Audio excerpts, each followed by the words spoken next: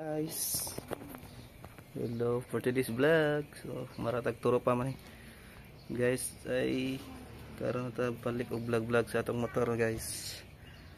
So ganiya guys, kay natay customer nagpa-install og sprocket tab na 4 holes, pang sniper siya, 155 yung motor. So ang atong recommend is kaning Ataka. Ano siya, so kita naka-king drag na ta. So naibog mo dyan ko, igwapo siya tanahan ba, mutag silver yung mags ko, po siya bearing. So tayo mabuhat, so try natin nagtaod ni sa tuag kung bagay siya tanahan.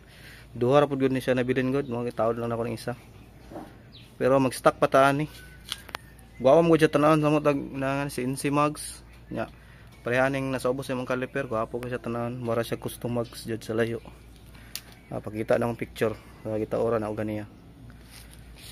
So na gusto guys, basin mga next month natin nga ni kapo siya, kay na siya libre bearing o kanin dasil katumong kung ano kay wati dasil ano siya guys. So gwapo siya, kay limpi po siya tanawon. Pero kung gusto mo king drag, na po tayo dagan king drag, na po siya stock na to. So taod lang nato ni guys. So pakita na ko niya kung sa forma, wag mataod na. So bagayan lang nato siya sprocket na 34 428 rama ko, okay budget pang 415 para gwapo siya tanahan ba. So sprocket daw na 30 size, so balik tag 34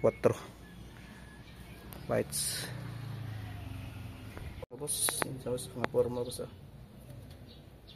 yan, parang custom hubs mga boss, pag nakatalikod parang custom mags din. Yan, install natin yung isa sa atin.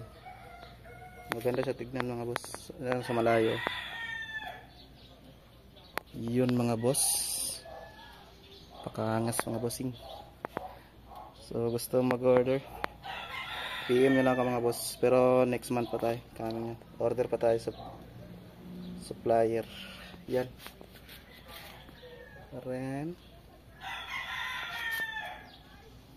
ayos. Ang motor natin is walang washing to mga boss, daily abuse.